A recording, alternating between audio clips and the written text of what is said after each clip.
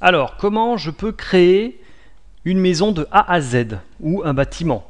Dans ce cas-là, de préférence, je commence, si je le connais, par le terrain ou par le rez-de-chaussée. Donc moi, je vais commencer par le rez-de-chaussée. Donc le rez-de-chaussée, je dessine d'abord le contour. D'accord, donc ça, jusqu'ici, tout va bien. Donc 10, 5, voilà, je fais un peu n'importe quoi, mais c'est juste pour le principe. 5 au-dessus, je redescends et je ferme mon esquisse. Voilà. Donc ça, c'est la base.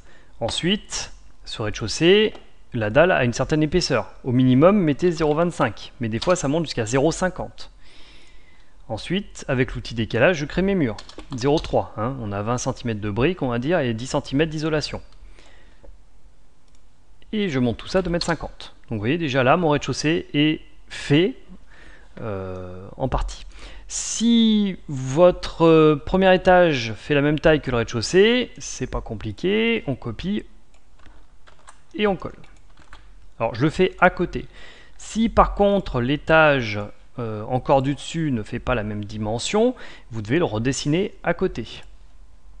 Donc par exemple là j'ai du 9 mètres par 8 mètres, donc je vais dessiner un rectangle de 9 par 8. Je mets mes 0,25, je crée mon décalage de 0,30 et je monte mes murs à 2,50 m. En fait, moi, le toit, je le fais à la fin. Chacun de ces éléments représente donc un étage. Ça veut dire que je peux créer des calques étages. Rez-de-chaussée, premier, second, et je vais même créer l'étage toit. Et je vous conseille de créer un calque meuble, où vous mettrez tous vos meubles. Hein. Donc ça c'est fait. Maintenant, je vais dessiner l'intérieur. Donc je vous conseille de bien dessiner tout l'intérieur. Bien évidemment, vous aurez des cloisons. Pour dessiner les cloisons, je prends un rectangle.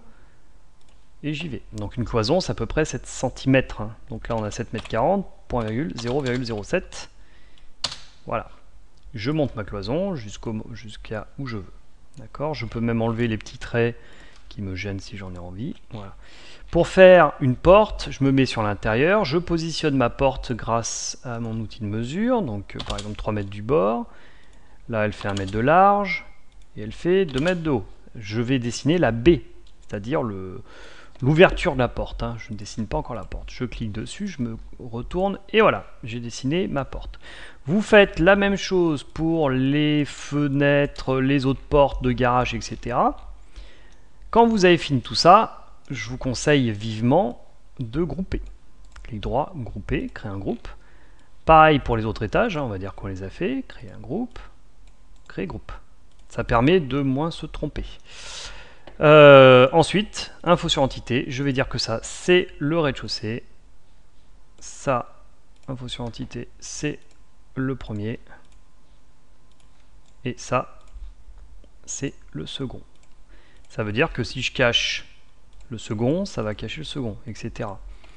Pour les positionner, maintenant qu'ils sont groupés, c'est facile. Je viens prendre le point ici, je positionne. Je viens prendre le point là, je positionne. D'accord. Il vous reste à faire les toits. Donc là, vous mettez dans le calque toit. Et c'est parti. Donc les toits, vous les faites comme vous avez envie de les faire, bien évidemment. Donc par exemple, moi je vais le positionner, je vais faire un toit un petit peu en pointe. Donc là, on a 4 mètres, je vais mettre à 2 mètres. Et puis je vais mettre à 1 mètre de haut. Je dessine mon toit. Donc là, je vais faire un toit plein. Voilà, mais je pourrais faire aussi le toit avec sa charpente et tout le reste si j'ai envie de m'amuser. Et je viens jusqu'ici, voilà. Donc vous voyez, si je cache le premier, le toit reste. D'accord. De même là-dessus, si j'ai envie de faire un toit, moi j'ai envie de faire un toit plat là-dessus, ça va être très moche, mais c'est pas grave. Et donc je monte tout ça. Sur 0,5. Voilà. Donc on voit que si je me remets dans les R0 et que je cache le toit, ça cache le toit. Voilà la philosophie du bâtiment, comment est-ce qu'on peut le faire. Derrière, ce bâtiment, il va être sur un terrain. D'accord, donc vous pouvez tout à fait ensuite dessiner le terrain autour. Et puis l'utiliser comme vous voulez, hein. Voilà, là j'ai une pente, ça descend jusque là. Donc voilà, j'ai un trou, donc il va falloir que je change quelque chose. Enfin voilà.